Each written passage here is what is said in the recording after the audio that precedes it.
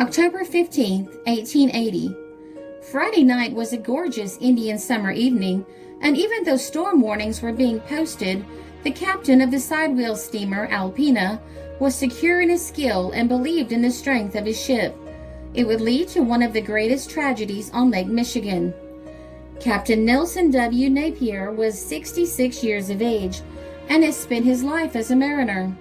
He believed that he could reach his destination of Chicago before the storm could hit, and so, at 9 p.m. on Friday night, he left Grand Haven, Michigan as scheduled.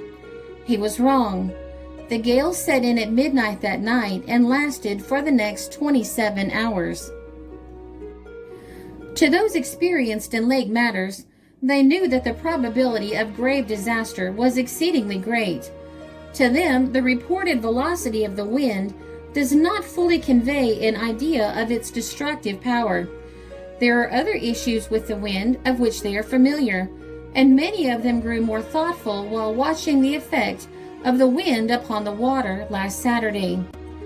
There had been gales of equal velocity during the past summer, but none of them lashed the lake into fury as did that of last Saturday.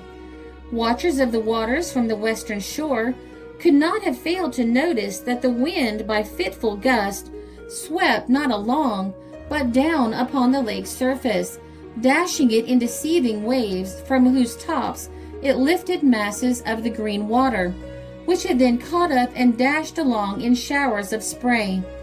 The result of wind of this kind is technically known among sailors as spoondrift, and there is no condition of the lake which is more full of danger to vessels.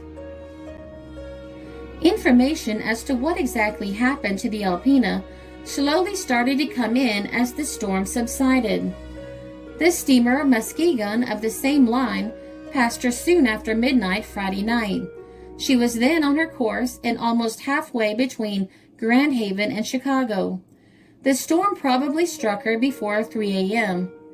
Captain Boomslider of the lumber barge Grand Haven, running between Muskegon and Chicago, left Muskegon on Friday. Captain Boomslider reports that he passed one of the steamers of the Goodrich line heading from the direction of Grand Haven for Chicago between Waukegan and Kenosha Saturday morning about 4 o'clock. He was then about 35 miles out from shore. The steamer, undoubtedly the Alpena, did not appear to be making much headway. The captain found that he could not make Chicago. He then shifted his course and made for Milwaukee Bay. This was about 8 o'clock in the morning, and the Alpena was still heading for Chicago. The captain of the barge, S.A. Irish, had been in company with the Alpena for 3 hours early Saturday morning and left her, heading towards the west shore about 10 miles off Kenosha. It is important that this fact should be borne in mind, as it has an important bearing upon her subsequent movements and ultimate fate. This will be demonstrated by what follows.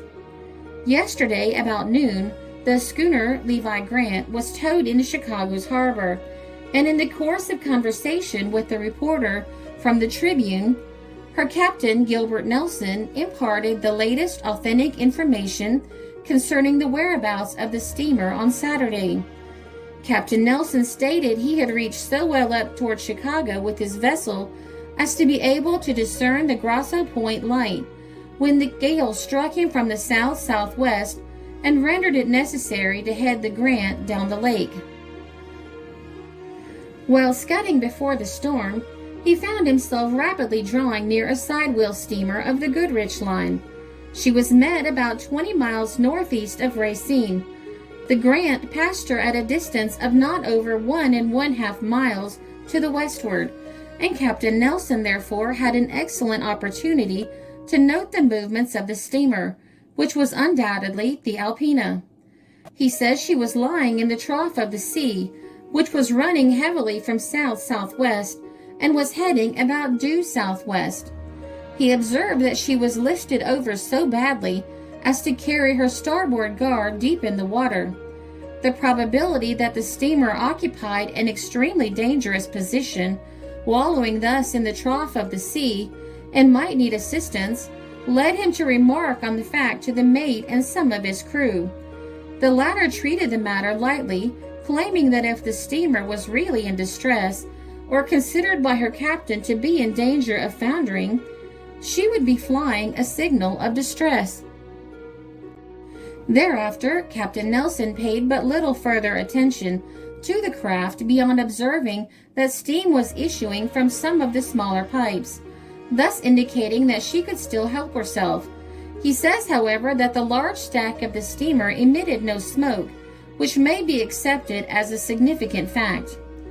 After leaving Captain Nelson, the reporter interviewed the mate of the Levi Grant, who corroborated the story of his superior officer in the main. He stated that when the condition of the steamer became a topic of conversation among the crew, he took very close observations of her movements and found that her list to starboard was so great as to carry her port wheel entirely out of the water. He then watched her walking beam and found it to be moving but very slowly. Steam was escaping from her small pipes, which he accepted as an indication that her fires were not out, and that those in charge still had control over her. The mate and captain unite in saying that they were in position to have rendered assistance had it been solicited. Great risk would have attended the humane service, however. They agree in the observation that the absence of a flag of distress, and even of anyone on the promenade or hurricane deck, could properly be regarded as evidence that the steamer was all right.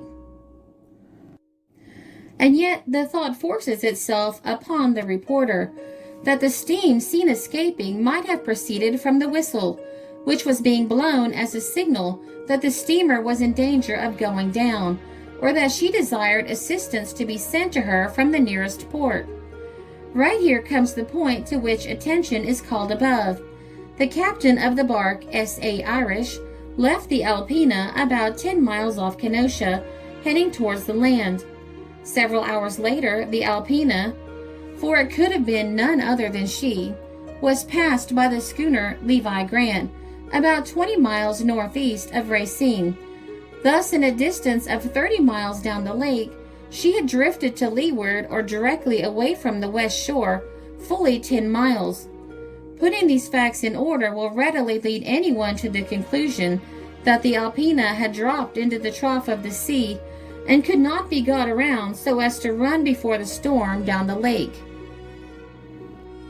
Thus situated, it became a mere question of time how long her timbers could bear the terrible wrenching strain to which they must have been subjected, particularly through the medium of the guards, and exactly how long the pumps could hold in check the water that must have entered the hold through the opening of seams and shipping of heavy seas. The Alpena may have drifted well across the lake before she finally disappeared, carrying down all who remained on board to the latest moment, or she may have foundered in mid-lake. The general impression, though, is that she foundered sometime during the forenoon of Saturday, not far distant from where she was seen by the crew of the barge Grand Haven. The Alpena was insured and worth about $25,000. The officers of the Alpena were as follows: Captain Nelson W. Napier, First Officer J. H. Kelly, First Engineer Robert Polton, Clerk Arthur E. Haynes, Steward William Shepard. She had at least 25 crew. The list of passengers, of whom about 70 were on board, owing to the fact that no duplicate list was kept on shore of those boarding the vessel, is very incomplete. It is known, however, that among them were Mrs. Bradley and her daughters, Mrs. A. L. and Kate Bradley, of Santa Fe, New Mexico.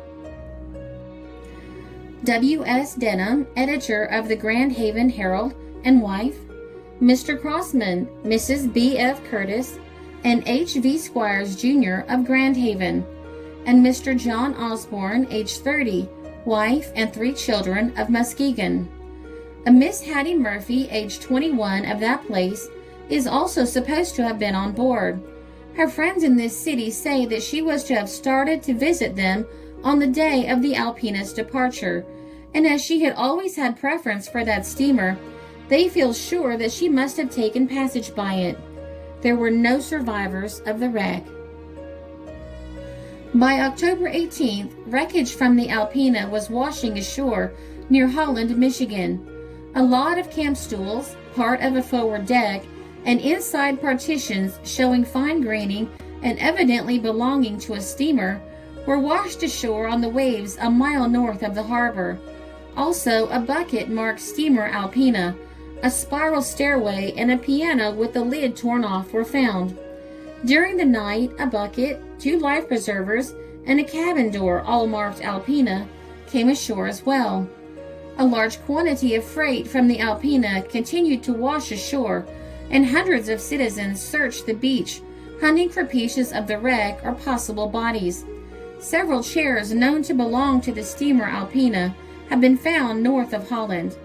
This section of beach eventually became known as Alpena Beach.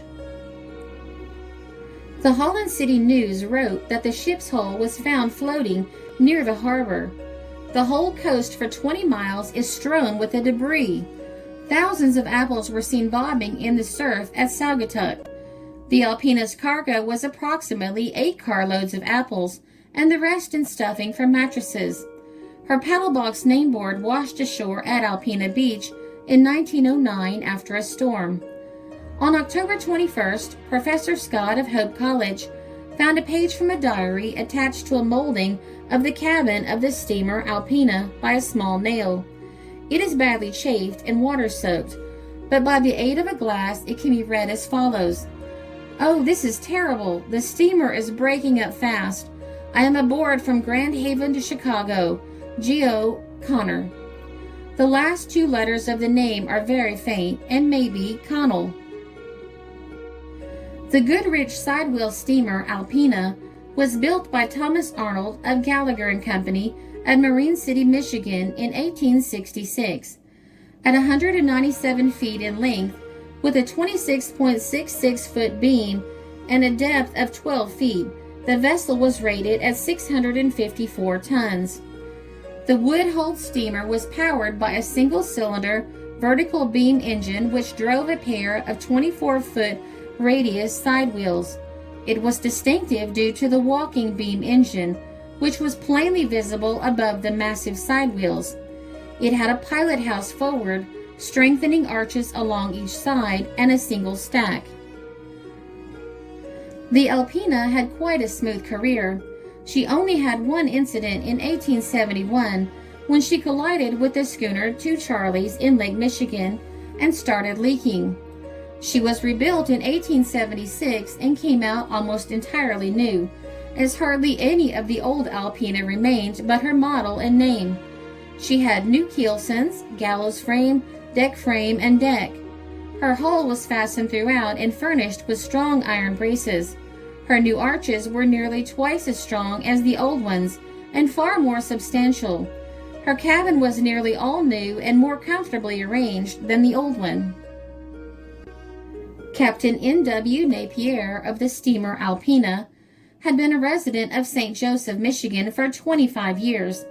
During this time, he had command of the following boats plying on the St. Joseph and Chicago routes: Propellers Montezuma, of which he was part owner, Lady Franklin and Favorite, and the steamers Comet and Corona. The last named he commanded from the time she was built until this season, when he was withdrawn from the route. Prior to his coming here, he commanded boats on the Buffalo and Chicago route for several years, having been appointed to the office of master at the early age of 18 years. He has sailed for upward of 40 years and was by everyone regarded as one of the most careful commanders on the lakes, a thorough sailor and officer in whom the traveling public placed the utmost confidence. He was careful and collected in times of danger, and exercised the greatest care in every move. He was respected by all, and the sad termination of his life has cast a gloom over this community not known in many years. Captain Napier was about 66 years of age, was born in Ashtabula County, Ohio, and had, besides a family living here, a brother, Captain Joseph Napier, and other relatives. The other members of the crew residing here were Elbridge Van Patten, second mate, Lester Shaw, watchman, and Eggert, second porter. Arthur E. Haynes, clerk, was a frequent visitor to this place, was well known, and was expecting to marry a young lady of St. Joseph next month. Mr. N. A. McGillivray, son-in-law of A. H. Morrison of this place, was a passenger on the Alpena, and Mr. Morrison has telegraphed a description of his body to Grand Haven with instructions to have it forwarded back home if found. The wreck of the Alpena has not yet been found.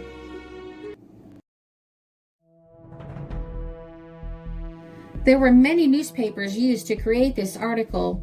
They are the Daily Globe, October 20th, 1880, the Chicago Daily Tribune, October 19th and 20th, 1880, the Iola Register, October 29th, 1880, the Easton Democrat, October 28th, 1880, the Northern Pacific Farmer, October 28th, 1880, the Kingston Whig Standard, October 20th and 21st, 1880, Marine Disasters of the Western Lakes, 1871, and the Detroit Tribune, April 15th, 1876.